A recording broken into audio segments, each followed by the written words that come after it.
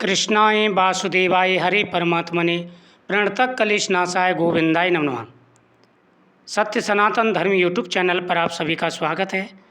भगवान विष्णु की कृपा और माता लक्ष्मी की कृपा सदा ही आपके ऊपर बनी रहे। आइए सुनते हैं अधिक मास में दीपदान के महत्व की कथा। राजा ने कहा, हे मुनि श्रेष्ठ, पुरुषोत्तम मास में दीपदान का क्या फल है, सो कृपा करके आप मुझसे कहिए। मैंने दीपदान का महत्व तो देख लिया और मैं तो समझ भी लिया। अब कृपा करके ये बताइए कि दीपदान का क्या महत्व है, क्योंकि मैं हर महीने में दीपदान का महत्व की कथा सुनता हूँ। सभी महीनों में दीपदान का बड़ा महत्व है। क्या पुरुषोत्तम मास में भी दीपदान का महत्व है? अगर है तो कृपा करके मुझे बताइए। वाल्मीकि ऋषि बड़े हर्ष से कहने लगे, भाग्यनगर में चित्रबाहु नाम का राजा राज्य करता था। हे राजन, दीपदान की मैं तुम्हें बहुत ही सुंदर कथा सुनाने जा रहा हूँ, जिससे तुम्हें दीपदान के महत्व का पता चलेगा। दीपदान का क्या महत्व है? हे राजन, भाग्यनगर में चित्रबाहु नाम का राजा राज्य करता था।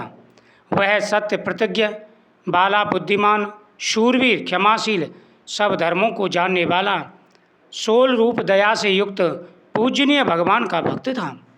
एक दिन दूर से आए अगस्त मुनि को देख दंडवत नमस्कार कर विधि से पूजन करके भक्ति से आसन बिछाकर ऋषि के आकर बैठकर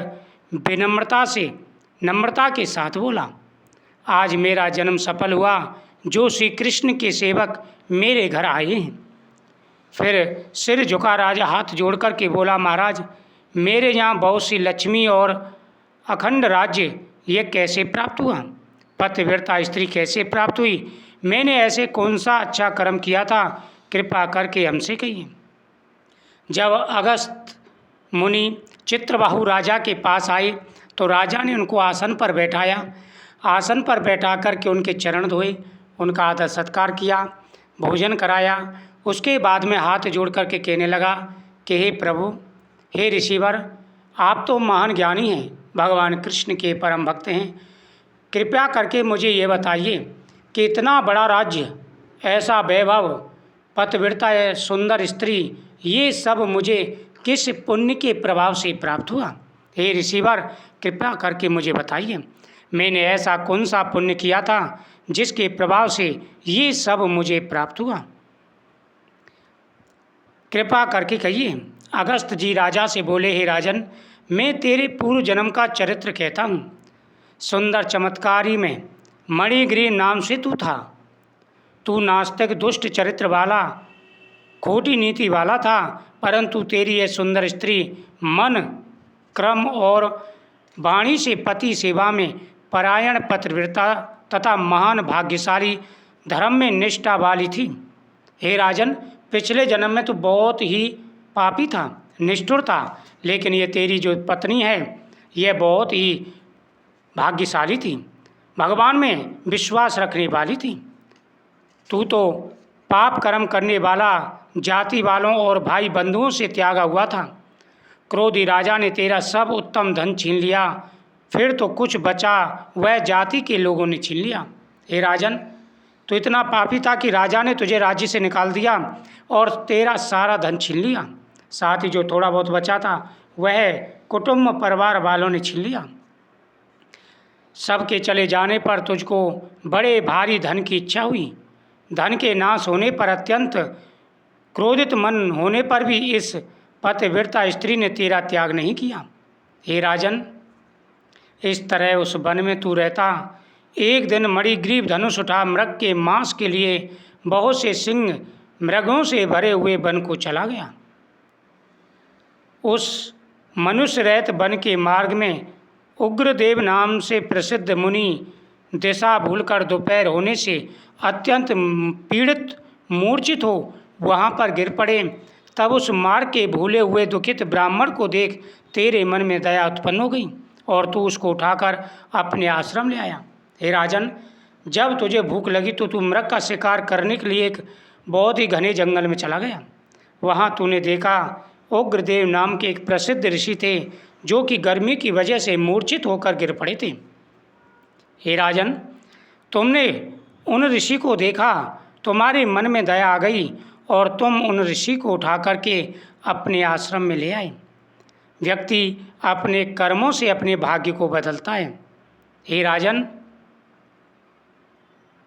मूर्छित उस ऋषि को अपने आश्रम में उठा लाए। तुम दोनों स्त्री पुरुषों ने उस उग्रदेव की अत्यंत सेवा की।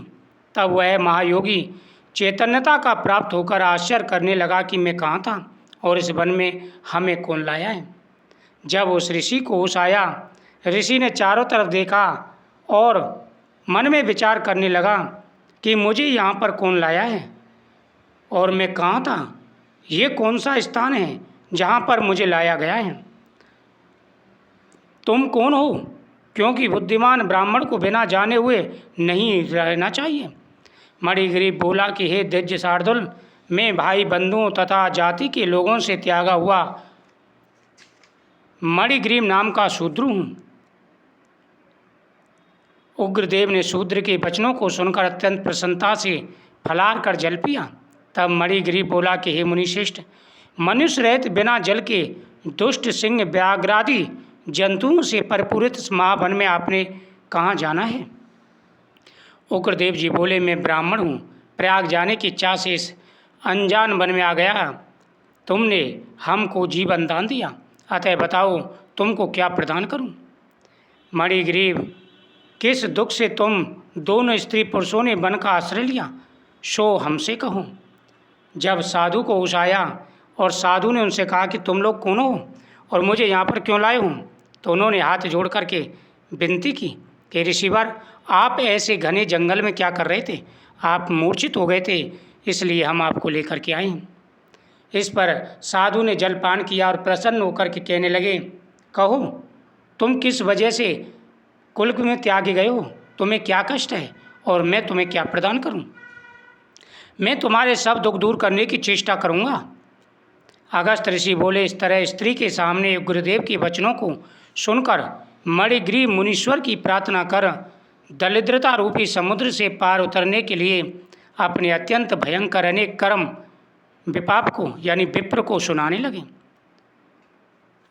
उग्रदेव को मणिग्रीव सब कुछ बताकर बोला, हे ब्राह्मण, इस समय मुझ पाप युक्त पर आप अनुग्रह कर मेरे किसी पूर्व जन्म के पुण्य से ही आप इस गहन वन में आए। हे ऋषिवर, मेरे कोई पिछले अच्छे कर्म थे, उन कर्मों के प्रभाव से ही आप यहाँ पर आए हैं।